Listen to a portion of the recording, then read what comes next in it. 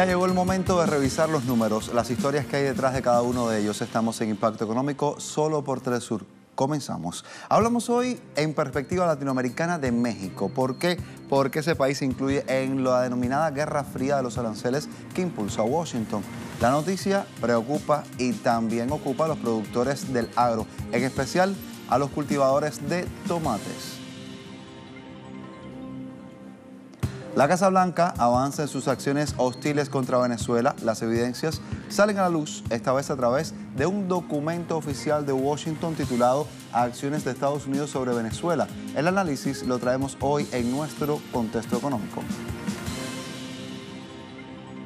Y otro que no detiene su crecimiento es China. El gigante asiático tiene indicadores de desarrollo que marcaron 6.4% en el primer trimestre de 2019, lo que se traduce nada más y nada menos que en el doble del crecimiento de los Estados Unidos, quien hasta ahora ha sido reconocido como la primera economía a nivel global.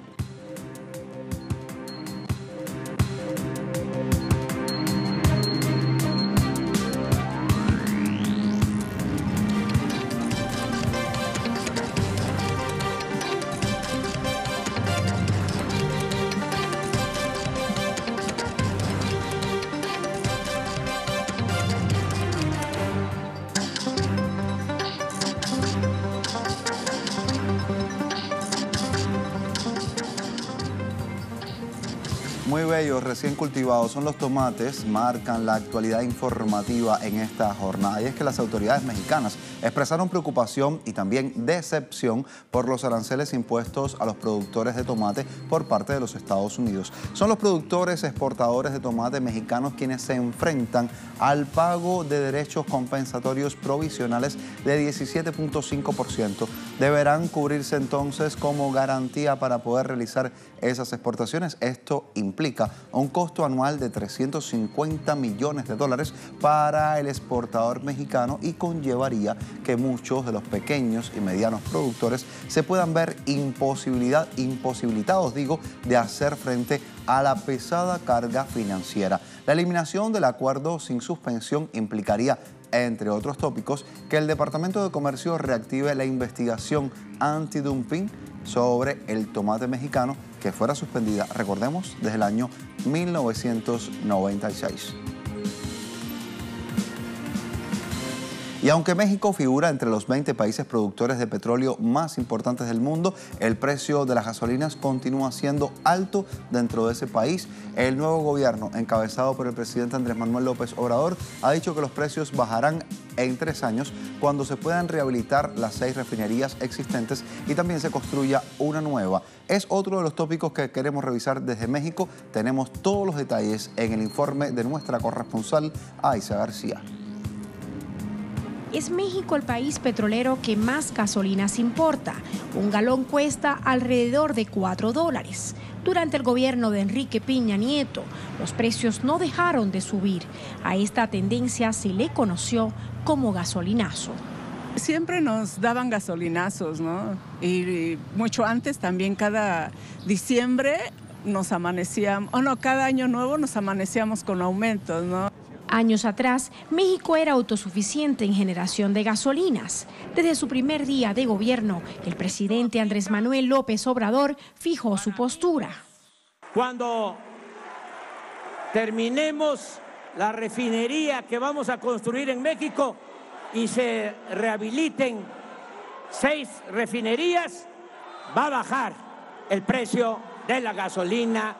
Como parte de su estrategia, cada lunes en conferencia de prensa y también en redes, hace público los nombres de las estaciones que venden más caro este combustible. Salieron 125 gasolineras de todo México. Hubo inmovilizaciones en 50 inmovilizaciones de bombas. Pero, ¿por qué está pasando esto? Lo explica el propio gobernante. Pemex vende a un precio que está controlado, pero como hay una parte considerable de intermediación, en algunos casos, no en todos, se abusa. Sobre todo abusan las empresas extranjeras que incursionaron en el mercado mexicano tras la reforma energética de 2013. La solución, dicen, pasa por construir una nueva refinería. Se le da el mantenimiento y las ampliaciones a las refinerías existentes que son necesarias. Podríamos cubrir 80% de la demanda nacional. Y ya mencioné que esto tiene un efecto geopolítico, pero para una baja más fuerte del precio de la gasolina se necesitan otras decisiones de tipo fiscal. Por lo pronto, el gobierno ha comenzado a reducir las importaciones. Según informes de la estatal Petróleos Mexicanos, Pemex, en marzo la compra de combustibles al extranjero cayó en casi un 12%. Aiza García, Telesur, Ciudad de México. Vamos a hablar ahora de desplome que se ha dado en Colombia. Son las exportaciones que caen 0.8%, un registro que se ha dado en las menores ventas de café y también de carbón. Datos que han sido suministrados por el Departamento Nacional de Estadísticas indican que las exportaciones colombianas cayeron solo en marzo en comparación con el mismo mes del pasado año por un monto de 3.37 millones de dólares. Las exportaciones del carbón, el segundo generador de divisas de ese país, se desplomaron también 33.7%. Igualmente, el valor de las ventas externas de café bajaron 5.1%. Banco Central del país considera que el déficit en cuenta corriente como una de las principales vulnerabilidades que tiene Colombia al día a día. Hablamos ahora de República Dominicana. Hay un tópico fundamental allí, el turismo. El turismo de salud está reportando ganancias económicas a lo largo de 2018. Turismo que dejó en ese país caribeño cerca de 257 millones de dólares en ingresos para el año 2018 solo en turismo de salud. Datos que está proporcionando estudios de diagnóstico de turismo de salud y lo reportan unos datos exactos de visita de 47.725 turistas a la República Dominicana para recibir ese tipo de servicios. Cifras que no incluyen a turistas de bienestar, cuyo crecimiento promedio fue de 15% para el segmento de turismo de salud y un 7% para el segmento de medicina turística, en contraste con el año 2017. Turismo de salud que ha motivado inversiones en nuevas infraestructuras tecnológicas, médicas también, por un valor de 500 millones de dólares en el país. No es una novedad de este país, de República Dominicana. Recordemos que es una peculiaridad que se vive en varios países que desarrollan el turismo en la región del Caribe, entre ellos Cuba. El Banco de Desarrollo del Caribe impulsa una iniciativa para el emprendimiento ante el índice de desempleo juvenil regional. Lo revisamos como lo muestra la agencia informativa Prensa Latina. Proyecto de emprendimiento juvenil denominado Fortalecimiento del Espíritu Empresarial de los Jóvenes en el Caribe y busca contribuir al adiestramiento de un grupo etario para que puedan convertirse en trabajadores por cuenta propia. Lo hace el Banco de Desarrollo del Caribe. Ha revelado que la región cuenta con las tasas de paro juvenil más altas a nivel mundial, con casi el 25%. Y estamos hablando de unos 350 jóvenes de entre 18 y 35 años de edad en 5 países miembros de este banco, como lo son Barbados, Dominica, Jamaica, Santa Lucía, Trinidad y Tobago, quienes recibirán este beneficio que se traduce en capacitación, tal y como lo muestra la agencia informativa latinoamericana Prensa Latina.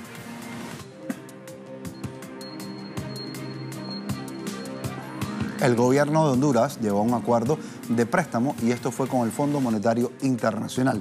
Será en los próximos 2 años el país centroamericano podría acceder a un financiamiento con el Fondo Monetario Internacional por un monto de 311 millones de dólares. El préstamo estará de manera precautoria siempre que se cumpla con las exigencias de ese ente crediticio. Se espera que con este préstamo del ente pueda intentar detener el colapso financiero de la Empresa Nacional de Energía Eléctrica y se mantenga la calidad fiscal y la gobernanza. E igualmente se amplíe la base tributaria, eliminando así las exoneraciones.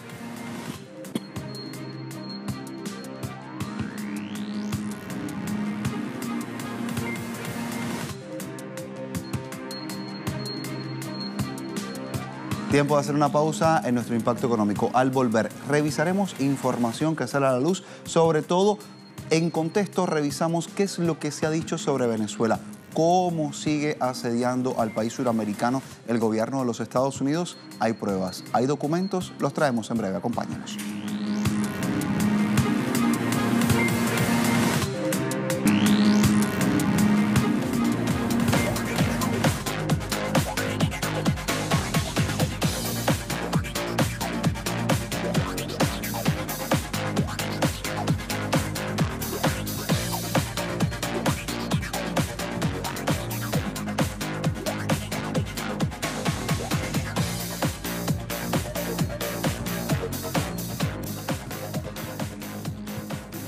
Canciller venezolano Jorge Arriaza denunció medidas unilaterales impuestas por Washington porque buscan ahogar la economía del país suramericano. El funcionario igualmente cita una publicación que emitió el Departamento de Estado norteamericano y que fue borrado horas después. Esto porque podría considerarse como una confesión de las acciones arbitrarias contra Venezuela. Hoy lo revisamos en contexto. Vamos a ampliar el impacto de estas medidas coercitivas de Washington contra Venezuela. En septiembre de 2018, el experto independiente de las Naciones Unidas, Alfred Maurice de Zayas, aseguraba que las medidas coercitivas estadounidenses contra Venezuela obstruyen el acceso al financiamiento externo y pagos internacionales del país suramericano. También tiene como principal meta impactar el funcionamiento normal del aparato productivo nacional, creando una reducción de la oferta de bienes y servicios locales. Venezuela había conseguido en los últimos años establecer un modelo de gestión que gozaba con reconocimiento de agencias de la ONU por las mejoras en materia social a la población. Sin embargo, desde diciembre de 2014, el Congreso de Estados Unidos estableció una hoja de ruta de medidas coercitivas unilaterales acompañado por países aliados. Esta situación impuso a Venezuela una guerra económica que ha causado el deterioro sistemático de la población venezolana en el acceso al sistema de salud, cuando el derecho había sido reivindicado con el modelo de protección social. Igualmente se confiscaron a Venezuela activos físicos y financieros, en el marco de una estrategia de socavamiento de la soberanía nacional y de saqueo progresivo, y se obligó al país a reducir sus ingresos por exportación petrolera, siendo esta una de las principales fuentes de divisa. Hay mucho más que revisar, aquí lo tenemos, hablamos de esas sanciones que de forma unilateral Estados Unidos ha emitido contra Venezuela y resultan una realidad que el propio gobierno estadounidense ha reconocido de la A a la Z. En concreto, las medidas de Washington han repercutido de forma negativa en las instituciones financieras de Venezuela, en su principal industria PDVSA y también en el acceso de sus cuentas, fondos y activos soberanos con los que el Estado venezolano atiende a la sociedad y también sostiene los sistemas de protección social. Ya lo revisamos. En un resumen informativo que el Departamento de Estados Unidos publicó el pasado 23 de abril y que fue borrado horas después, la administración Trump reconoce que ha tomado 150 medidas coercitivas unilaterales contra Venezuela, al menos desde 2017. Estas acciones consisten en una ofensiva de órdenes ejecutivas que buscan el socavamiento de la institucionalidad venezolana.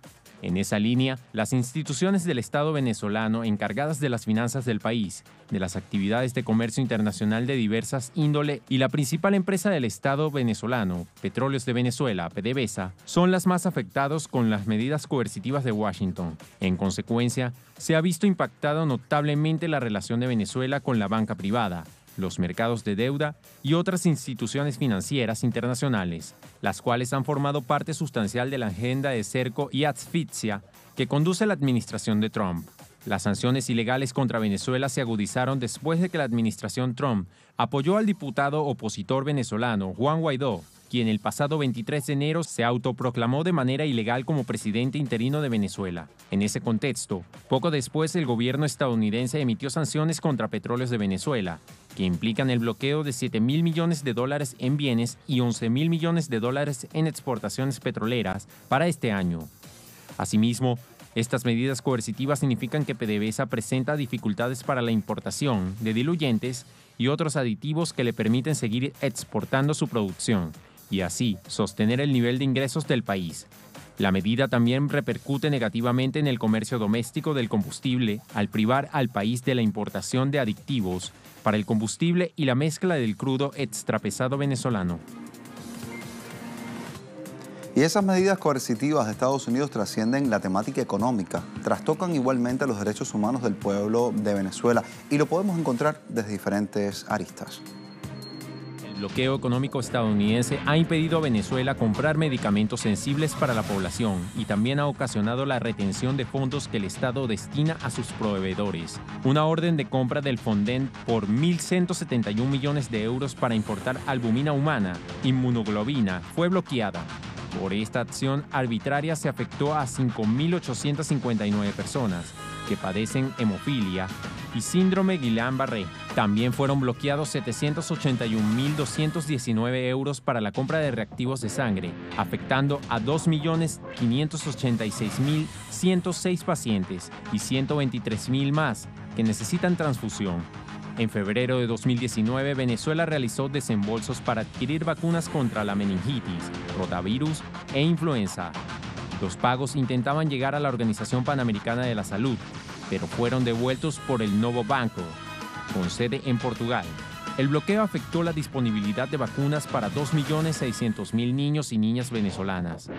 Por otra parte, mientras que Colombia intentó forzar una supuesta ayuda humanitaria en Venezuela, el gobierno de ese país en mayo del 2018 bloqueó la entrada a Venezuela de 15 contenedores con 25.210 cajas de alimentos, destinados a los comités locales de abastecimiento y producción, conocidos como CLAP.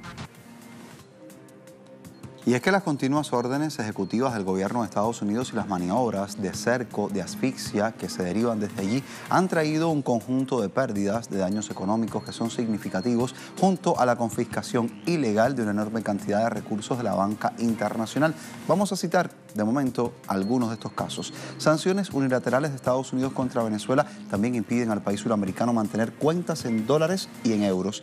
La mayoría de los bancos corresponsales han cerrado las cuentas a las principales instituciones financieras nacionales con miras a forzar una situación de aislamiento financiero con relación al sistema financiero internacional, y los más afectados con estas medidas son el Banco Central de Venezuela, el Banco de Venezuela, el Banco de Desarrollo Social de Venezuela, conocido como BANDES, y otras entidades financieras del país suramericano. Medidas coercitivas de Washington no se detienen allí. Vamos a ver, hay asedio que viene de todos los frentes. Actualmente, Venezuela tiene un total de 5.000 millones de euros blanqueados en la banca internacional.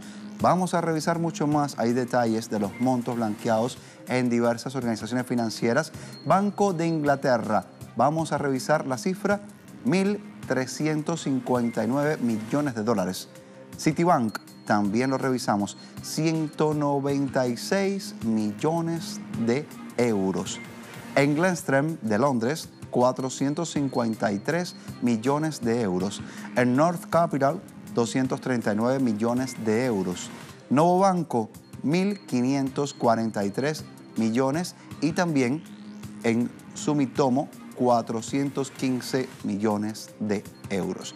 Así las cosas, esta es la realidad que estamos viviendo a través de nuestro contexto. Lo hemos mostrado para que usted conozca, pueda ver más de cerca cómo inciden estas sanciones y toda esta asfixia financiera y económica de Estados Unidos contra Venezuela. Le propongo que hagamos una pausa.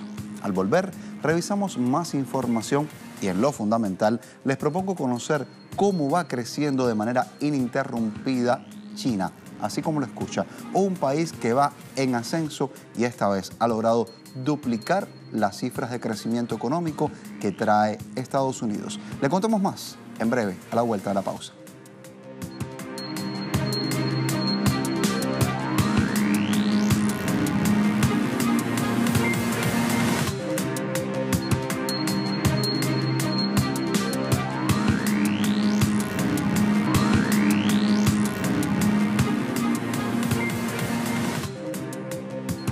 En la Economía 360 revisamos el caso China. Durante el primer trimestre de 2019, la economía del gigante asiático registró notable tasa de crecimiento. Son datos que mostramos a esta hora, fueron difundidos por la Oficina Nacional de Estadísticas, que revelan que la economía del país creció 6.4%. Fue entre enero y marzo del presente año 2019, resultado que significa que la economía china sigue manteniéndose estable y en ascenso en relación con el PIB del trimestre anterior.